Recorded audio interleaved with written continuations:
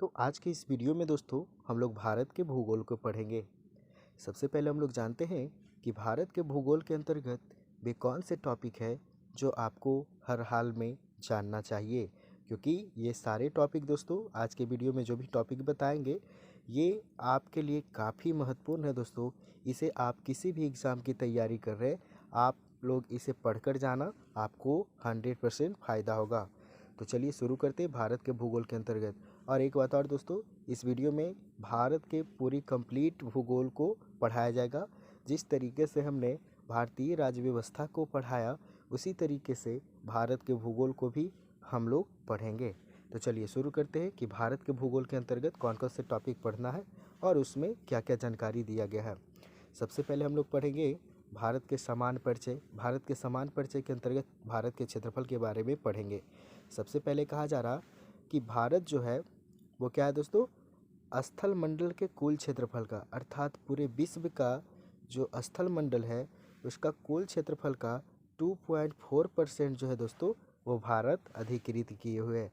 अर्थात एक क्वेश्चन आता है कि पूरे विश्व का क्षेत्रफल में भारत का हिस्सा कितना है, तो भारत है जो पूरे विश्व में 2.4% अपना भागीदारी निभाता स्थल मंडल के क्षेत्रफलों में। उसके बाद सेकेंड पॉइंट यहाँ पे देखिएगा, 82.5 डिग्री पूर्वी देशांतर का उपयोग भारतीय मानक समय को निर्धारित करने के लिए किया जाता है। अर्थात 82.5 डिग्री को भारत का क्या कहा जाता है दोस्तों, IST। IST कहने का मतलब होता है इंडियन स्टैंडर्ड टाइम, अर्थात भारतीय मानक समय रेखा जो है वो किसको कहते हैं, तो 82.5 डिग्री पूर्वी देशांतर को भारतीय मानक समय के नाम से जाना जाता है। भारत का क्षेत्रफल, अगर भारत को हम क्षेत्रफल के दृष्टिकोण से देखें तो ये विश्व में कौन सा स्थान रखता है दोस्तों, तो विश्व में 7वां स्थान रखता है। लेकिन पहले नंबर पे कौन है और दूसरे नंबर पे कौन है, यानी 1 से लेके 7 तक का जितने भी देश है जो जनसंख्या के मामले में, क्षेत्रफल के मामले में अव्वल है, उसको हम लोग देखेंगे। तो चलिए सबसे पहले यानी पूरे विश्व में क्षेत्रफल के दृष्टिकोण से सबसे बड़ा देश है रूस है। कौन है दोस्तों, रूस है। उसके बाद कनाडा है। उसके बाद चाइना है या अमेरिका है, इसको लेकर काफ़ी बड़ा मतभेद है दोस्तों और काफ़ी सारा कन्फ्यूजन है। तो आपको बिल्कुल भी कन्फ्यूजन नहीं होना। पहला में रूस, दूसरा में कनाडा और तीसरा में कौन है दोस्तों, चीन है। कौन है दोस्तों, चीन। अमेरिका है जो चौथा नंबर पे आता। आपको कभी भी गलत नहीं करके आना है। बहुत सारे बुक में भी और जब आप गूगल पे सर्च करोगे तो भी आपको कई जगह कई ऐसा आपको क्या मिलेगा, वेबसाइट मिलेगा, उस पर क्या दोस्तों तीसरे नंबर पे अमेरिका को डाला गया है, जो कि गलत है। तीसरे नंबर पे कौन आता है दोस्तों, चाइना आता है। चौथे नंबर पे अमेरिका आता है। जबकि 5वें नंबर की बात करें तो 5वें नंबर में ब्राज़ील आता है। कौन आता है दोस्तों, ब्राज़ील। और छठे में कौन आता है दोस्तों, छठे में ऑस्ट्रेलिया। और 7वां पे आता है अपना भारत। भारत है जो 7वां नंबर पे। 8वां पे कौन आता है दोस्तों, तो 8वां पे आता है अर्जेंटीना। कौन आता है दोस्तों, अर्जेंटीना। इस प्रकार पहला नंबर पे रूस, दूसरा कनाडा, तीसरा नंबर पे चाइना, चौथा अमेरिका, 5वां ब्राज़ील, छठा ऑस्ट्रेलिया, 7वां भारत और 8वां अर्जेंटीना है क्षेत्रफल के दृष्टिकोण से सबसे अव्वल देशों की श्रेणियों में।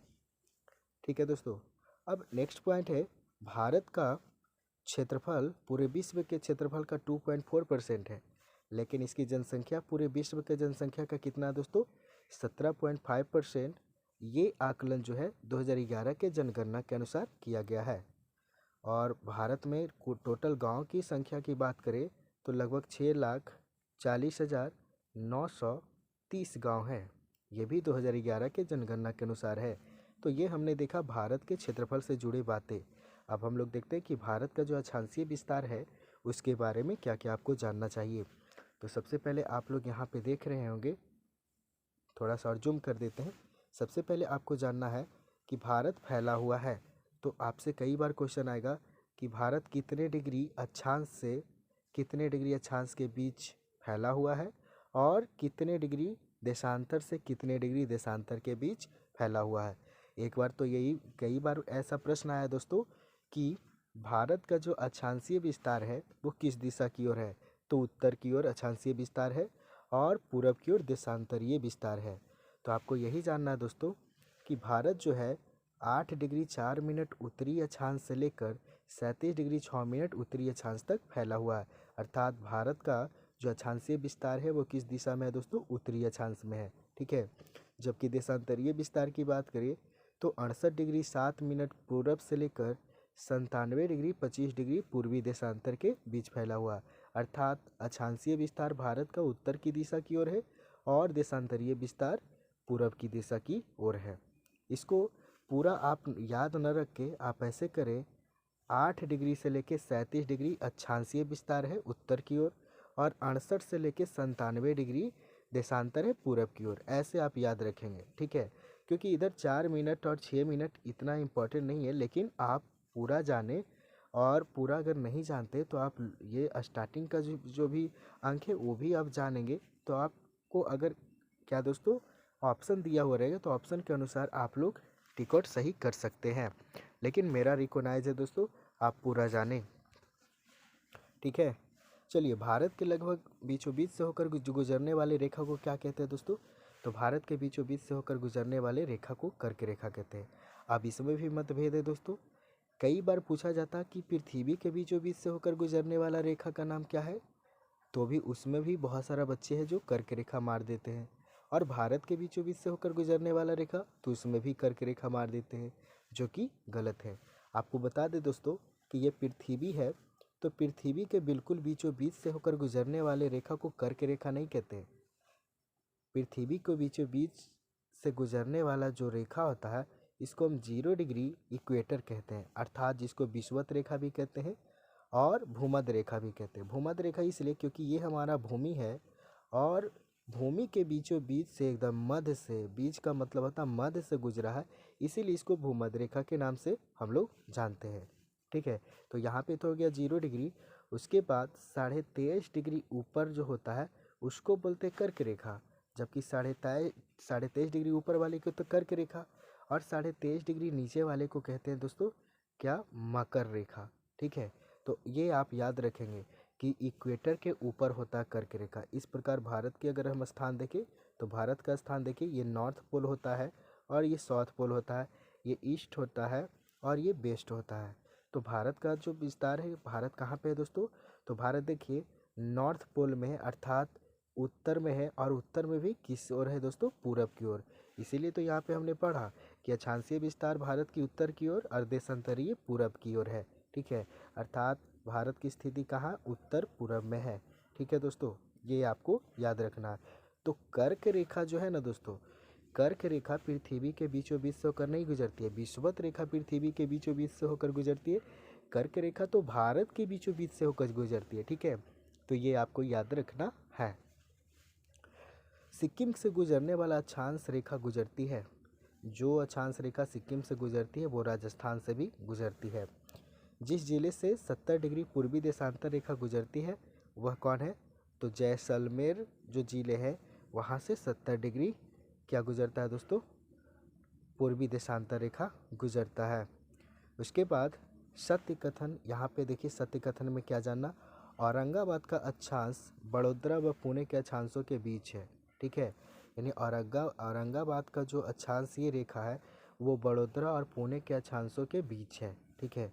चेन्नई की तुलना में बेंगलुरु की अवस्थिति अधिक दक्षिणवर्ती है, अर्थात चेन्नई से दक्षिण में कौन है दोस्तों? बेंगलुरु। बेंगलुरु क्या है दोस्तों? बेंगलुरु जो है वो क्या है दोस्तों? कर्नाटक की राजधानी है। जबकि चेन्नई किसकी राजधानी है दोस्तों? तमिलनाडु की राजधानी कहाँ है दोस्तों? तो यह आपका चेन्नई है। ठीक है ना। तो इस प्रकार आपको इसको लिख के चलना है। उसके बाद रीवा सागर, उज्जैन तथा होशंगाबाद शहरों में से भारतीय मानक समय, जिसको IST भी कहते हैं, देशांतर के निकटतम शहर है। अर्थात कहने का मतलब भारतीय मानक समय रेखा जिसको 82.5 डिग्री की भी कहते हैं, तो ये इन शहरों में सबसे नज़दीक कहाँ पे है? तो रीवा शहर के काफ़ी नज़दीक है IST। यदि भारतीय मानक समय के अनुसार पूर्वाह्न के 10 बजे हैं तो 92 डिग्री पूर्वी देशांतर पर शिलांग का स्थानीय समय क्या होगा? तो शिलांग का जो स्थानीय समय है दोस्तों ये क्या है दोस्तों? अगर भारतीय मानक समय के अनुसार पूर्वाह्न के 10 बजे है तो ये जो 92 डिग्री पूर्वी देशांतर पर जो शिलांग शहर स्थित है तो शिलांग जो है वहाँ पे 10:38 हो जाएगा, क्योंकि 38 मिनट यहाँ का समय आगे चलता है। ठीक है। यदि भारतीय मानक समय याम्योत्तर पर मध्याह्न है तो 120 डिग्री पूर्वी देशांतर पर स्थानीय समय होगा। याम्योत्तर पे क्या है दोस्तों, मध्याह्न है, तो 120 डिग्री पूर्वी देशांतर पर स्थानीय समय क्या होगा, तो 120 डिग्री पूर्वी देशांतर पर स्थानीय समय क्या होगा दोस्तों, 14:30 अर्थात 2:30। आंध्र प्रदेश, छत्तीसगढ़, महाराष्ट्र तथा उत्तर प्रदेश राज्यों में से भारतीय मानक समय की याम्योत्तर नहीं गुजरती है। तो भारतीय मानक समय की याम्योत्तर महाराष्ट्र से नहीं गुजरती है। कहाँ से नहीं गुजरती है दोस्तों, महाराष्ट्र से नहीं गुजरती है। आंध्र प्रदेश से गुजरती है, छत्तीसगढ़ से, उत्तर प्रदेश से भी गुजरती है, लेकिन महाराष्ट्र से नहीं गुजरती है। भारतीय मानक समय की रेखा जो कि 82.5 डिग्री है, ये कहाँ से गुजरती है, तो भारत की इलाहाबाद के बीचों बीच से होकर गुजरती है। इलाहाबाद के नैनी शहर से होकर जाती है। भारत की प्रामाणिक मध्याह्न रेखा कहलाती है। तो भारत का प्रामाणिक अर्थात भारत में जो मध्याह्न रेखा है उसको क्या कहते हैं, 82.5 डिग्री पूर्वी देशांतर रेखा, जिसको हम लोग क्या कहते हैं दोस्तों, मानक समय याम्योत्तर भी कहते हैं।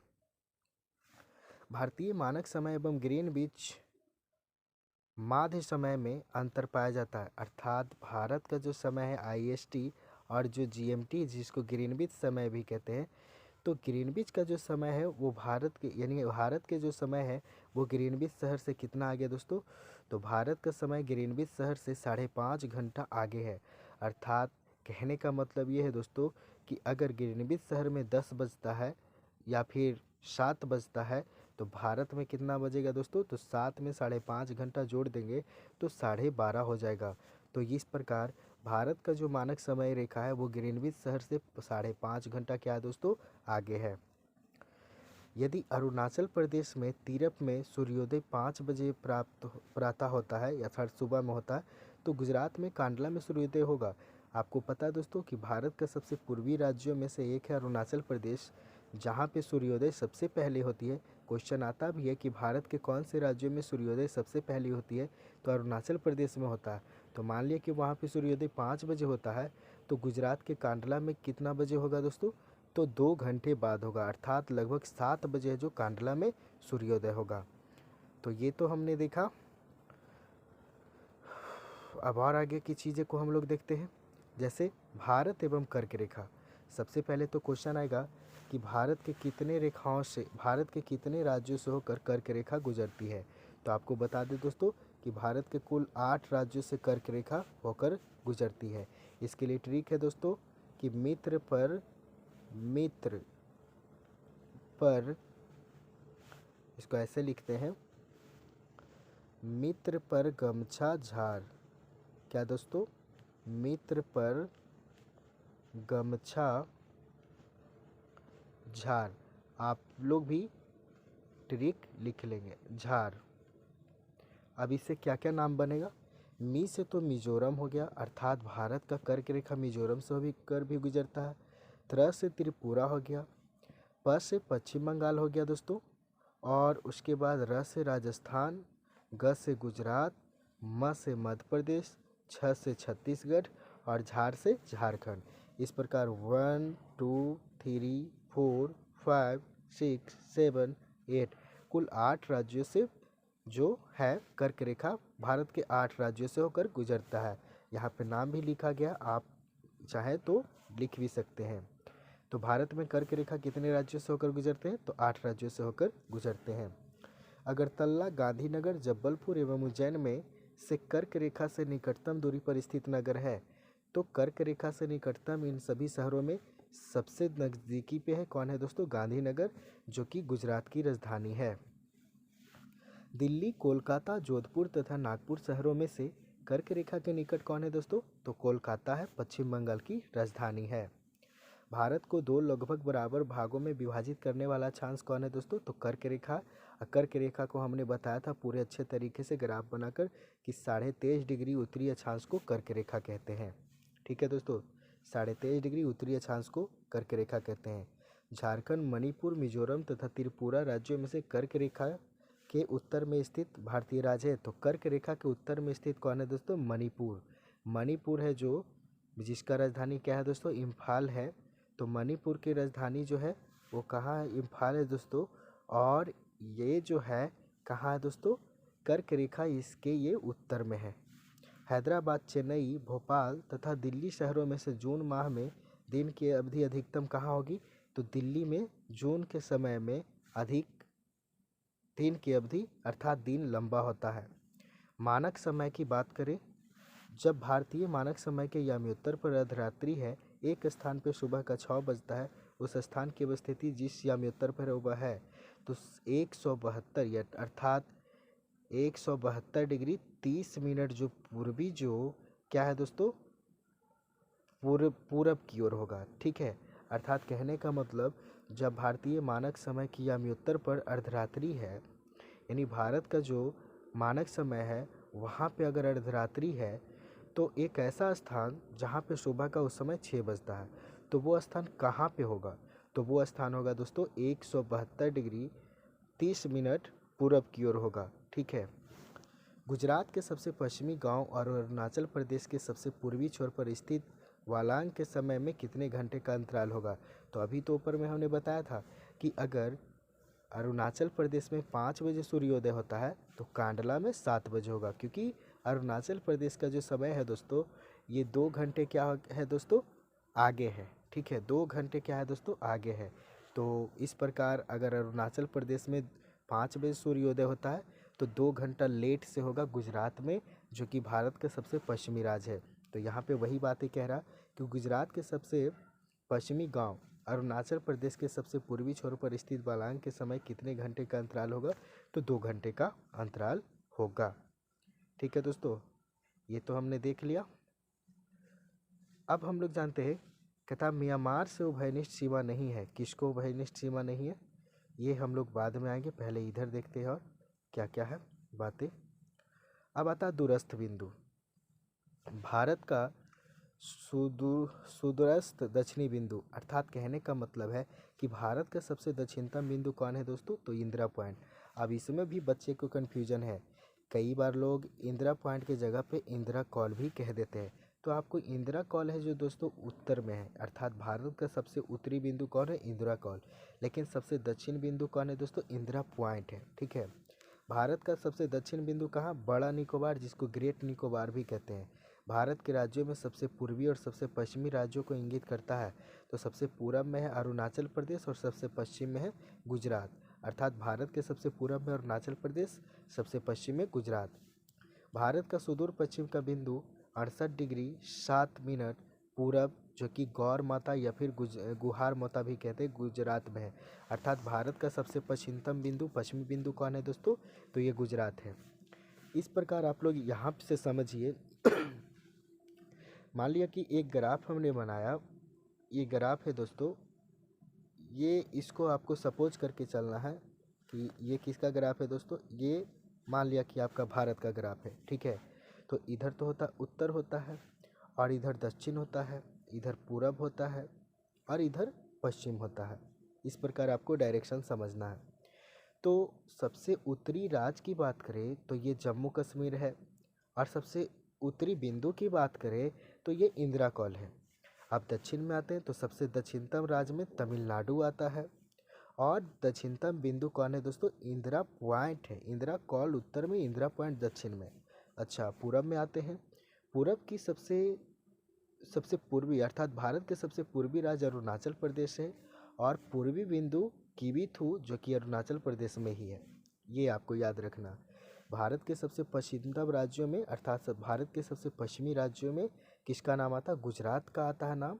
और सबसे पश्चिमी बिंदु गुहार मोती या फिर जिसको गौ माता भी कहते हैं, जो यहाँ पे 68 डिग्री 7 मिनट पूरब की ओर है। ठीक है, ये है। उसके बाद और हम लोग आगे आते हैं, जैसे यहाँ पे कह रहा कि म्यांमार से उभयनिष्ठ सीमा नहीं है, अर्थात म्यांमार से उभयनिष्ठ सीमा नहीं है। म्यांमार से कौन देशों की सीमा नहीं लगता, तो असम का सीमा नहीं लगता है। पाकिस्तान से सीमा बनाने वाला भारतीय राज्य, तो इसके लिए भी एक ट्रिक है दोस्तों। पाकिस्तान से सीमा बनाने वाले भारतीय राज्य को हम ट्रिक से याद रखेंगे, जिसको बोलेंगे क्या हम लोग, पंगु राज्य। क्या बोलेंगे दोस्तों? पंगु राज। ठीक है, क्या बोलेंगे? पंगु राज। तो पंगु राज में हम लोग सबसे पहले क्या जानेंगे दोस्तों? तो पन से तो हो गया क्या दोस्तों? पंजाब हो जाएगा, और ग से गुजरात हो जाएगा, र से राजस्थान हो जाएगा, और ज से हो जाएगा जम्मू कश्मीर। तो ये है पंगु राज की कहानी। अर्थात पाकिस्तान से सीमा बनाने वाले भारतीय राज कितना है दोस्तों? तो एक तो पंजाब है, दूसरा जम्मू कश्मीर, और तीसरा राजस्थान, और चौथा गुजरात। जम्मू कश्मीर दोस्तों अब भारत का राज नहीं रहा। क्या है दोस्तों? ये एक यूटी बन चुका है, अर्थात केंद्र शासित प्रदेश बन चुका है। नेपाल के पड़ोसी भारतीय राज्य है। तो नेपाल के पड़ोसी भारतीय राज्यों की श्रेणी में, अर्थात नेपाल के पड़ोसी, अर्थात नेपाल की सीमा भारत के कौन कौन राज्यों से लगता है?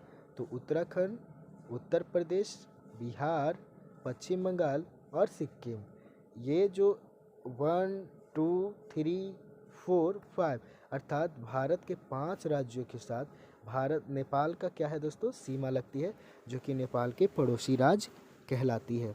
ठीक है, नेपाल का पड़ोसी कहलाता हमारे भारत के ये 5 राज्य।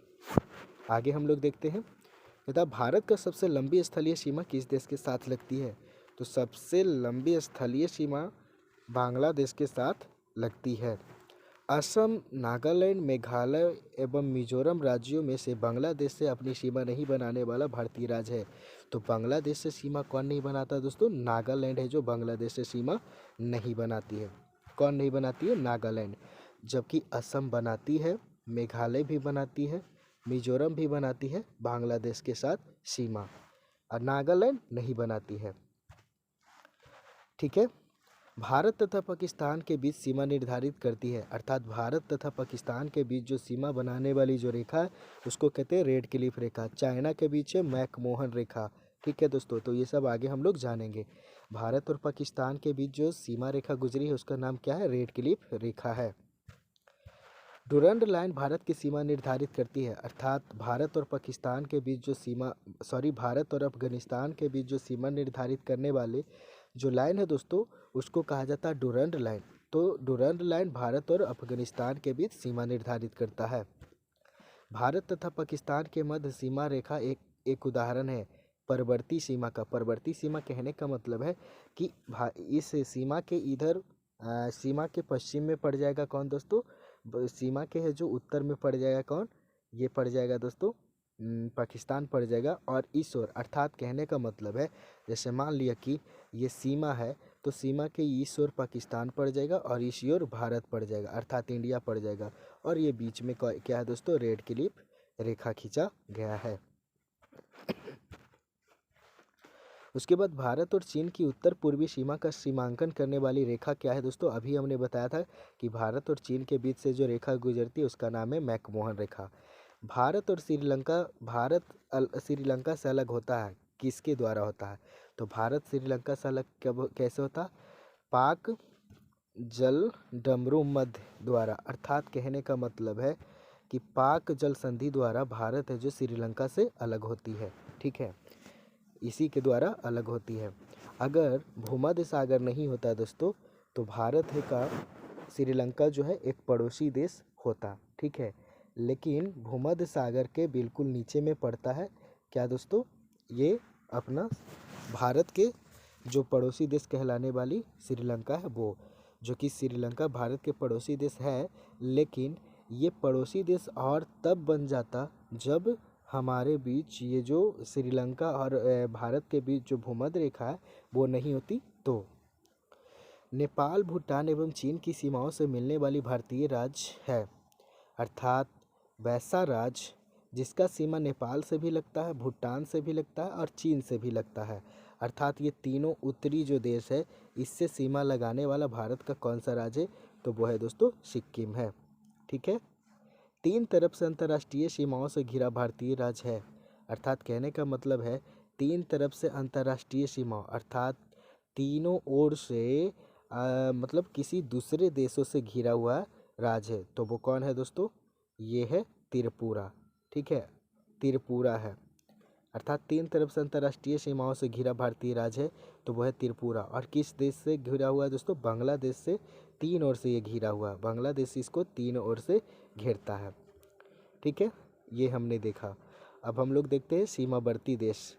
तो सीमावर्ती देश में तो हमने ऊपर बता ही रहा था अभी, और हम लोग कुछ जानते हैं। जैसे असम, भूटान तथा बांग्लादेश की सीमाओं से लगा हुआ, यानी असम जो है वो भूटान तथा बांग्लादेश की साथ सीमा बनाती है। यानी भारत का असम एक ऐसा राज्य है जो अंतर्राष्ट्रीय सीमा कितने देशों से? दो देशों से, भूटान और बांग्लादेश से लगाती है। पश्चिम बंगाल एक ऐसा राज्य है जो भूटान, नेपाल से सीमा लगाता है। मिजोरम एक ऐसा राज्य है जो बांग्लादेश तथा म्यांमार से सीमा लगाता है। ठीक है, उसके बाद मेघालय, त्रिपुरा, मणिपुर तथा मिजोरम राज्यों में से वह राज्य जिसकी सीमा बांग्लादेश से नहीं मिलती है। तो मेघालय, त्रिपुरा, मणिपुर, मिजोरम राज्यों में से कौन है जो जिसकी सीमा बांग्लादेश से नहीं लगती है? तो मणिपुर का नहीं लगती है। बांग्लादेश की सीमा से लगे भारत के राज्य आप इसको नोट करेंगे, काफ़ी इंपॉर्टेंट है ये सारे पॉइंट, कि बांग्लादेश की सीमा से लगने वाला भारत के कितने राज्य है। तो बांग्लादेश के साथ बॉर्डर बनाने वाला भारत के कितने राज्य है दोस्तों? मेघालय 1, असम 2, पश्चिम बंगाल 3, त्रिपुरा 4 और मिजोरम 5। अर्थात ये 5 जो राज्य है दोस्तों भारत के जो है ये राज्य है, और ये बांग्लादेश के साथ सीमा लगाती है। ठीक है, सिक्किम, मेघालय, अरुणाचल प्रदेश तथा पश्चिम बंगाल राज्यों में से भूटान के साथ सीमा नहीं मिलती है। तो मेघालय का जो सीमा है भूटान के साथ नहीं लगाती है, बल्कि सिक्किम जो है वो भी लगाती है, और अरुणाचल प्रदेश भी पश्चिम बंगाल राज्यों से, और पश्चिम बंगाल राज्य है जो भूटान के साथ सीमा लगाती है। वह भारतीय राज्य जिसकी अधिकतम सीमा म्यांमार से स्पर्श करती है। तो म्यांमार से अधिकतम जो सीमा स्पर्श करने वाला राज्य है दोस्तों वो अरुणाचल प्रदेश। अर्थात अरुणाचल प्रदेश भारत का एक ऐसा राज्य है जो अधिकांशतः सीमा इसका लगता है म्यांमार से।